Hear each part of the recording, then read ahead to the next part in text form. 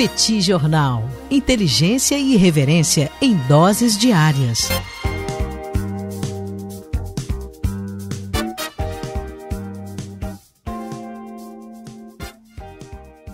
Olá, gente. Bem-vindos, bem-vindas ao Petit Jornal. Esse é o bate-papo número 865. Estamos gravando numa live no YouTube do Petit Jornal. São exatamente 21 horas e 26 minutos da quarta-feira, 4 de junho de 2025. Cá está a dupla de costume, a dupla que você conhece de cor. Tanguy, o Bagdadi, animado, contente, preparado, revigorado, resiliente, retumbante, descansado, tarifado. Bastante tarifado, hoje mais tarifado do que ontem. E Daniel Souza, que é esse que vos fala, ao longo dos próximos minutos vamos repercutir os principais temas internacionais das últimas horas.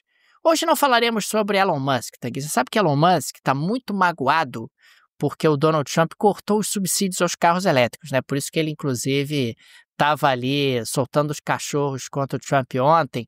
É surpreendente o Donald Trump tirar ali subsídios para carros elétricos. Acho um que cara ele tão nunca... comprometido com a energia limpa, né, Daniel Souza? Com a eletrificação. Tão comprometido. Mas a sorte do dia, você não é Elon Musk, porque Elon Musk tem aí agora um problemão para administrar e acabou tendo aí o rompimento com um velho amigo, um querido amigo, uma paixão arrebatadora, uma paixão de pouco tempo. Mas enfim, dito isso, Tagui, vamos para o nosso episódio de hoje. Como vai? Tudo bem? Tudo bem, Daniel Souza. Vamos lá para o nosso bate-papo 865. Prazer estar aqui mais uma vez. Daniel Souza, deixo as boas-vindas a você, deixo boas-vindas também a todo mundo que nos acompanha nessa live no YouTube, de onde sai a gravação, e o pessoal também que nos acompanha lá no podcast. Todos sejam muito bem-vindos. Um prazer estar aqui de novo com vocês.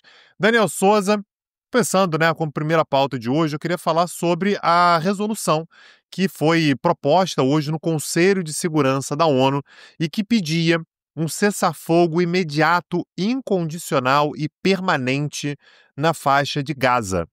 Então, esse foi o assunto do dia e essa resolução, portanto, pedia esse cessar-fogo completo, abrangente, de forma imediata, principalmente, obviamente, por conta da questão humanitária gravíssima que a gente tem em Gaza nesse momento, a mortandade enorme, a fome que está se aproximando e já atingindo uma parte considerável da população de Gaza. A questão, Daniel, é que a resolução ela recebeu 14 votos a 1. O problema é que esse um voto que foi contra foi exatamente dos Estados Unidos da América.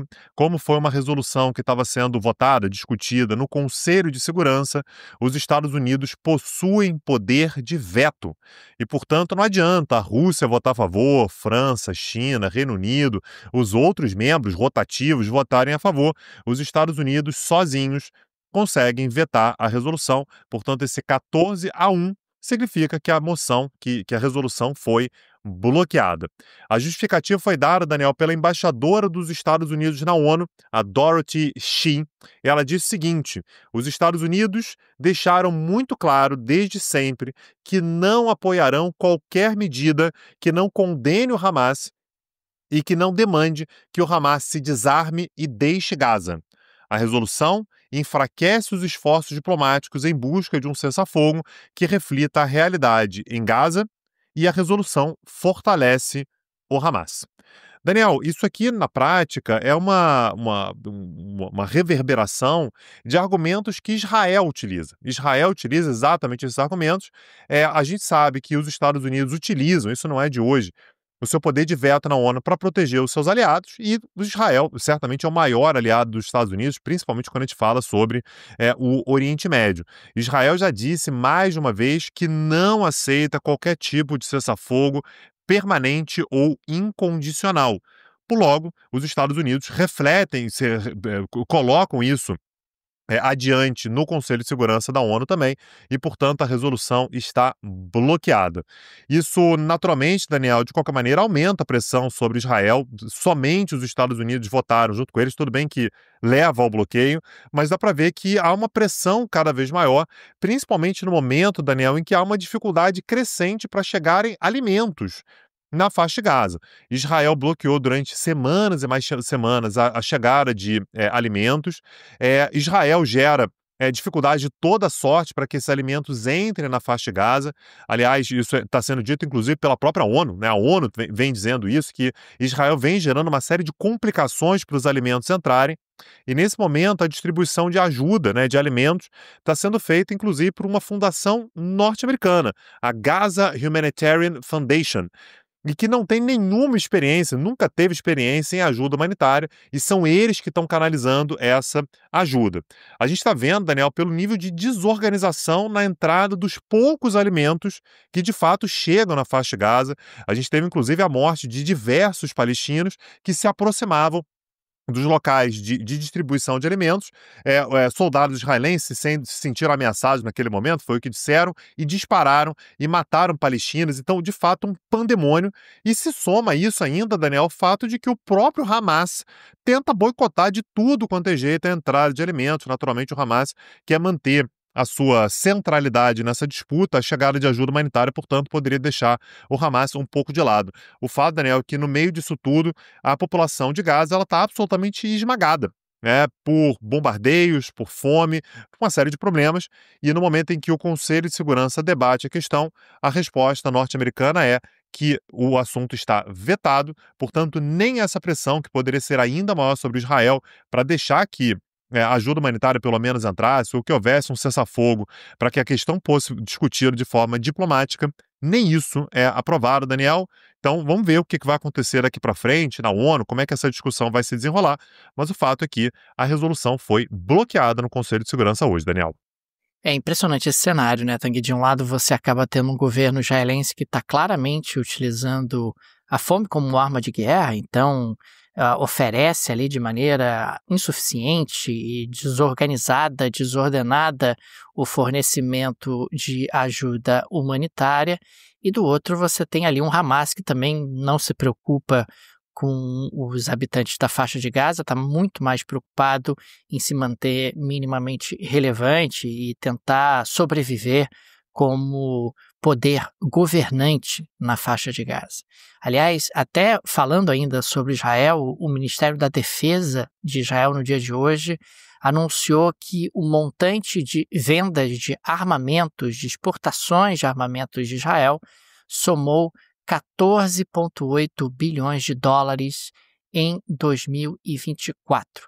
É o recorde pelo quarto ano consecutivo e foi um recorde puxado particularmente pela demanda europeia.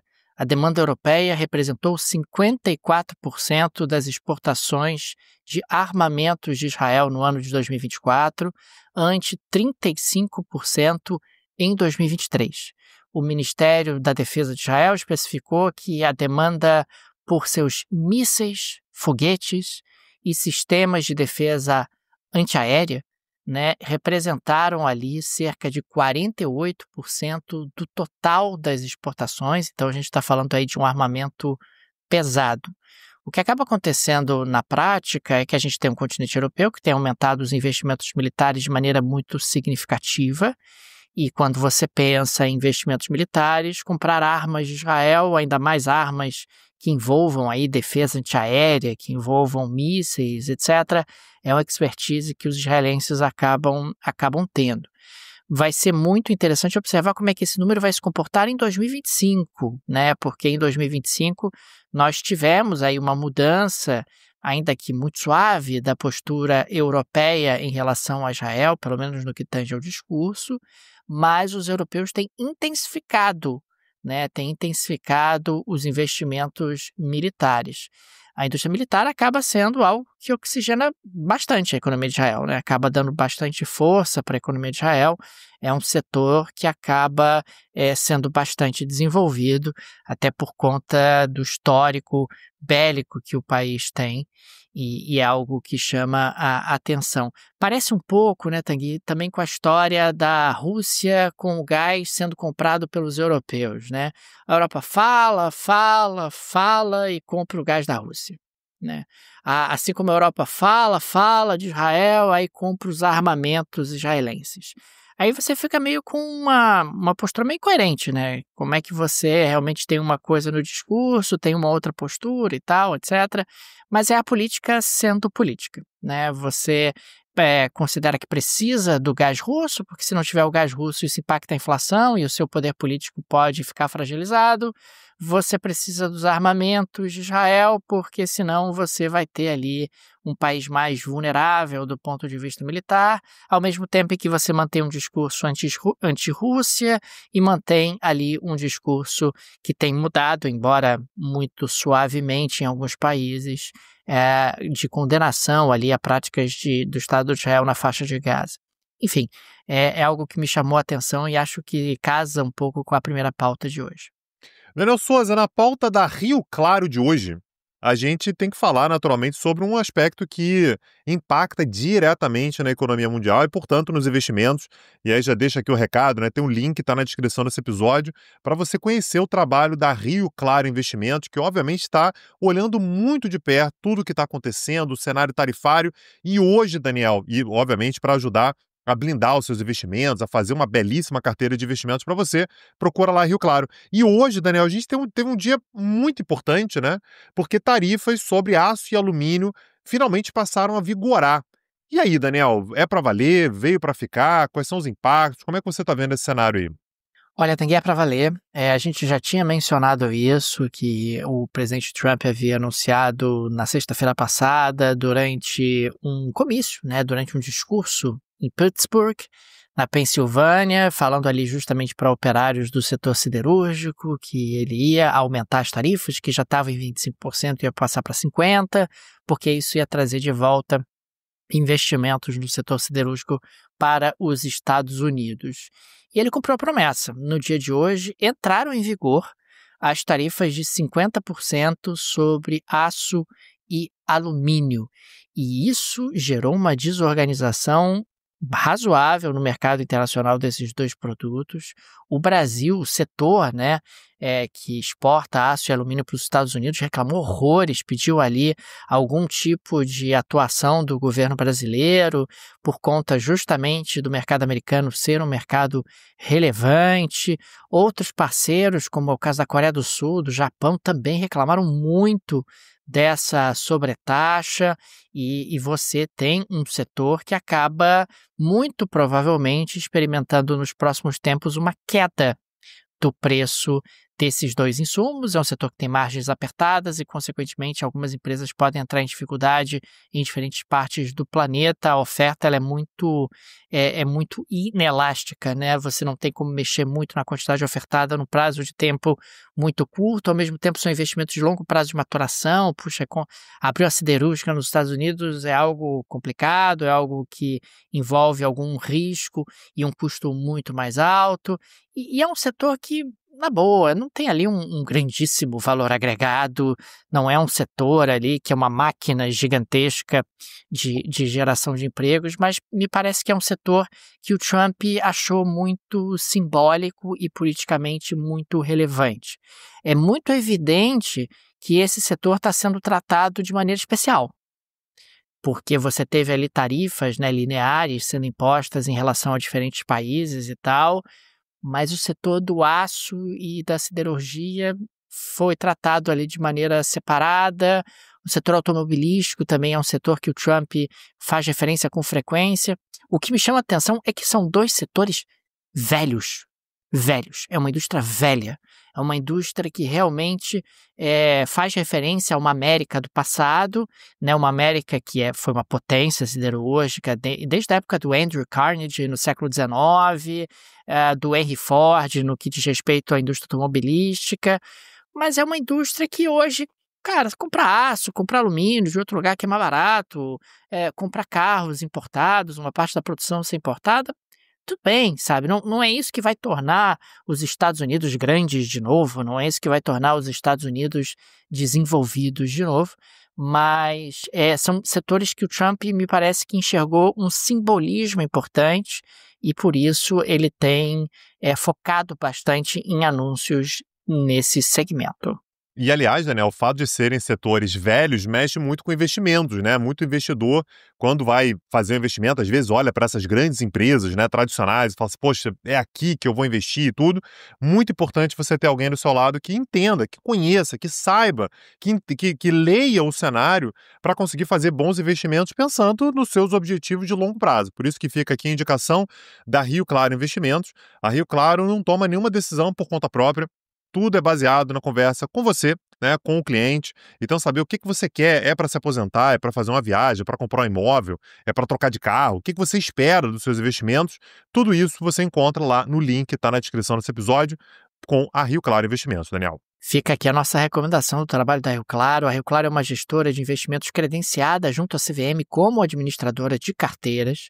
Ao contratar a Rio Claro para administrar carteiras, você passa a ter uma equipe de gestão profissional independente. Esse é um aspecto que sempre eu acho magnífico no trabalho da Rio Claro, que trabalha apenas para você, para administrar os seus investimentos. O seu dinheiro nunca vai sair do seu nome. A Rio Claro, como gestora, apenas passa a ter acesso como administradora de carteiras na sua conta em uma corretora de investimentos, e o acesso da Rio Claro permite apenas que eles façam movimentações de compra e venda de ativos, sempre limitadas à política de investimentos, né, o seu perfil e contas no seu CPF ou no seu CNPJ.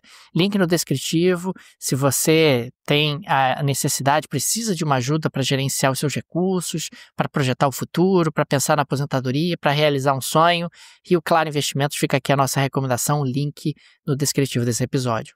Daniel Souza, eu fico imaginando se você é a Ucrânia e você tem os Estados Unidos como seu aliado.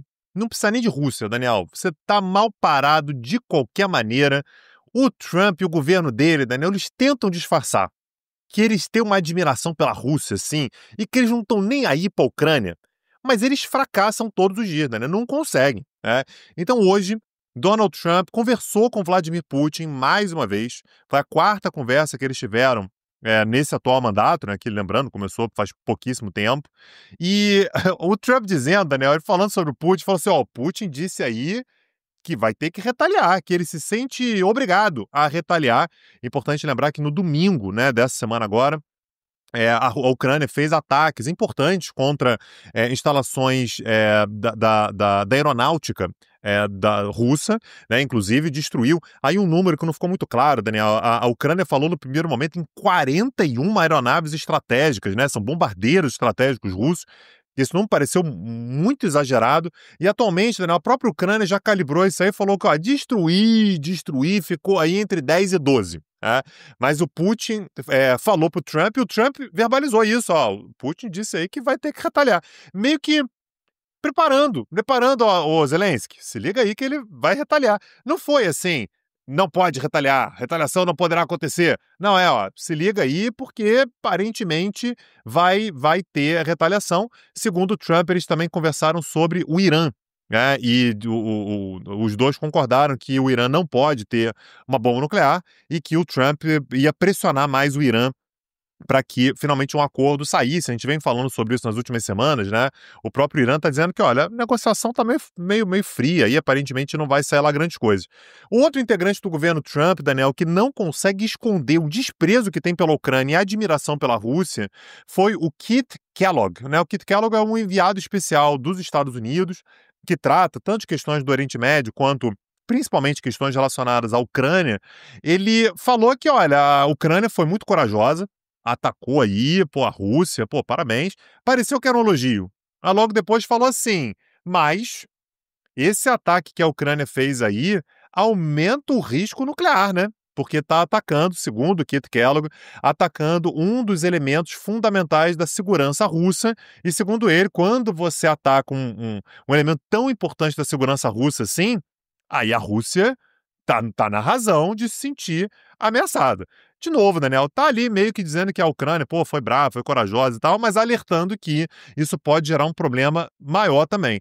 E o secretário de Defesa dos Estados Unidos, o Peter Hegseth, Daniel, secretário de Defesa dos Estados Unidos, era esperado numa reunião que foi organizada pela OTAN com 57 países que apoiam a Ucrânia. Tá? 57 países iam se reunir, apoiam a Ucrânia para pensar em estratégia, financiamento, o que ia acontecer. Ele simplesmente disse que não ia. Não vou aparecer, e é isso. O que soa, Daniel, soa não, é isso, né? Que a Ucrânia não pode contar mais com os Estados Unidos e que, por outro lado, a Rússia, Daniel, tem um dos Estados Unidos aí, se não um aliado direto, pelo menos alguém que não vai mais não vai tentar atrapalhar de maneira frontal os objetivos russos em território ucraniano. Isso não é de hoje que a gente vem falando, Daniel, a gente vem percebendo isso dia após dia, mas no dia de hoje foram 3, né? É a fala do Trump, a fala do Keith Kellogg e a fala do Peter Hegseth. Então, Daniel, me parece que está mais do que nítido que a Ucrânia não pode contar. Aliás, o próprio Zelensky hoje fez críticas veladas, ele não falou o nome do Trump, mas fez críticas ao Trump dizendo, olha, vocês ficam aí dando papo pro Putin, ele se sente encorajado. E sente mesmo, né? É isso, nesse caso aqui o Zelensky está certo na leitura dele, o Putin está entendendo que, olha, tá tudo em casa, eu posso fazer o que eu bem entender, porque consequência mesmo não vai ter. Tanguy, não é possível. A intensificação do embate, né, por parte dos russos, do avanço militar russo desde que o Donald Trump se tornou presidente, não é uma coincidência. O Putin está enxergando uma janela de oportunidade dentro de um contexto onde ele não oferece mais o suporte aos ucranianos que o Biden oferecia. Estou surpreso, né? Eu achei que o Trump ia resolver no primeiro dia. O Trump disse que ele era valente, que ele era bravo. 48 horas. Ele prometeu que em 48 horas ia resolver. Passou, né? Eu acho que passou já, né? Passou. Tô fazendo a conta aqui, parece que passou um pouquinho, né? Parece que passou bastante, inclusive, e o que o Putin fez foi perceber uma janela de oportunidade e está aproveitando, intensificando ali a sua ofensiva militar contra a Ucrânia. Na próxima pauta de hoje, eu quero registrar que o gabinete, né, do primeiro-ministro alemão, do chanceler alemão, ele aprovou nessa quarta-feira um pacote de redução de impostos de 46 bilhões de euros, redução de impostos sobre empresas. E o objetivo é reanimar a economia do país a partir desse ano até 2029. São 46 bilhões de euros até 2029, desmembrados ao longo desse ano. Então você vai tendo ali um corte de 1 ponto percentual na alíquota do imposto de renda das empresas a cada ano durante esses anos que o pacote vai vigorar. 46 bilhões de desoneração. É isso que o governo alemão está prometendo. O porta-voz do Ministério das Finanças, ele destacou, inclusive, que já estavam em andamento conversas sobre como levar o projeto de lei ao parlamento, né, já que o pacote precisa da aprovação das câmaras baixa e alta do parlamento alemão, lembrando que a Alemanha tem um sistema bicameral, né, exatamente como acontece no Brasil. O que está sendo dito na prática é que, olha, já conversamos ali com as lideranças do parlamento, etc., eles não vão ser surpreendidos por esse pacote, mas é um pacote grande, 46 bilhões de euros, sempre dentro daquela lógica: se a gente cortar impostos, as empresas vão investir mais, investindo mais, a economia cresce mais e vai dar tudo certo. É sempre algo que precisa ser verificado, porque existem situações onde esse tipo de estratégia funcionou, mas existem momentos, países onde esse tipo de estratégia foi adotado e o impacto foi nenhum, né? Você acabou realmente deixando dinheiro na mesa e não teve ali o resultado esperado em termos de impacto econômico. Mas é uma Alemanha, Tanguy, que parece muito nervosa, e particularmente o gabinete do novo primeiro-ministro tentando oferecer soluções para um país que não cresce, para um país que experimentou ali 2 anos de recessão em 23 e 24 e agora muito provavelmente em 25 vai estar estagnado. É algo que tensiona muito a política alemã, é algo que acaba fortalecendo, né, o crescimento da AfD em particular, é algo que traz ali tensões também no que diz respeito à questão migratória. É o governo alemão tentando de qualquer maneira recuperar o crescimento para um país que adotou uma estratégia que acabou, né, uma estratégia baseada em energia barata, uma estratégia baseada em exportações com mercados abertos. Não temos nem energia barata, nem mercados abertos para os produtos alemães como tínhamos antes, e isso, claro, desacelera o crescimento do país. Aliás, o Friedrich Merz, Daniel, ele tem uma agenda importante amanhã, né? Ele vai estar na Casa Branca. Ele vai estar lá no Salão Oval junto com Donald Trump. Ele vai ser o primeiro chefe de governo a ir para a Casa Branca depois daquele papelão do Trump com o presidente da África do Sul, né? Eu fico até preocupado. Vai ter fim, Tá todo mundo. Tá todo mundo preocupado. O que vai ter agora? Qual a novidade? Na Alemanha, o clima é mais ou menos esse. Na Alemanha, o clima é, cara, o que vai rolar lá, né? Para onde que vai essa conversa e tal? Então, ir para a Casa Branca se tornou, de fato, um elemento de tensão enorme. E, Daniel, eu queria falar de novo sobre Israel, né? Porque, assim, eu não vou dizer que está perto, porque não é exatamente simples de acontecer, mas existe a possibilidade de, na semana que vem, o governo do Netanyahu cair. Tá? Isso porque um partido da oposição, o Yesh Atid, que é o partido do Yair Lapid, né, que enfim, já faz oposição ao Netanyahu há bastante tempo, ele pediu ele abriu um processo para testar, para ver, esse é um processo constitucional, né, um processo normal, na verdade, em Israel, para testar se o governo Netanyahu mantém a maioria. A gente sabe, Daniel, que o Knesset, que é o parlamento israelense, tem 120 cadeiras, então para você ter maioria você precisa de 61 cadeiras, né? E aí você consegue garantir a maioria, portanto você se mantém no poder, e a coalizão do Netanyahu tem 68 cadeiras. Essa é uma coalizão que, como qualquer outra coalizão, tem um monte de problemas, né? Então você tem ali desde uma direita moderada, uma direita tradicional, você tem junto com o Netanyahu também uma direita nacionalista muito agressiva com relação aos palestinos, que fala ali sobre anexação de terras palestinas, essa galera tá lá. E você também tem os ultra-ortodoxos, cada um deles, Daniel, com uma pauta diferente. Os ultra-ortodoxos, por exemplo. Esse grupo, Tanguy, nossa senhora. Os ultra-ortodoxos, em particular, Daniel, eles argumentam pela necessidade de você manter aquela isenção para que ultra-ortodoxos não sirvam ao exército e ainda sejam pagos para estudar. Então, é um gasto público que você gera, e o que os ultra-ortodoxos dizem é o preço que se paga para você ter a religião presente, para que você tenha pessoas que estudem a Torá e tudo. Naturalmente, Daniel, ainda mais num cenário de conflito, de aumento da incerteza, da insegurança, esse negócio de ultra-ortodoxo não servir ao exército está cada vez mais insustentável, cada vez mais complicado. Mas aí agora que a oposição abriu esse processo, a bola está na quadra dos ultra-ortodoxos. Daniel, dos 68 parlamentares da base do Netanyahu, é uma margem razoavelmente confortável, 68, você precisa de 61, 17 deles são ultra-ortodoxos. Aliás, corrijo, 18 deles são ultra-ortodoxos. Se o bloco dos ultra-ortodoxos, portanto, resolver, para pressionar o Netanyahu, dizer que vai abandonar a coalizão, e essa é uma chance, o governo cai na semana que vem. E, aliás, a gente já teve determinados parlamentares ameaçando se retirar, inclusive o partido United Torah Judaism, né? O partido da Torá, o partido unido da Torá. United Torah Judaísmo, né? O judaísmo unido da Torá, né? Traduzindo em português aqui. Está dizendo que, olha, existe a possibilidade sim da gente se retirar. É um partido que tem 7 assentos, o Shas, que é outro partido ultra-ortodoxo também, tem 11 assentos, então quando você soma aí são 18. Daniel, se só esse partido, sobre o qual eu falei agora há pouco, sair, o governo Netanyahu fica com 61, fica certinho o que você precisa. Qualquer parlamentar que deixar o governo, que deixar a coalizão, o governo cai.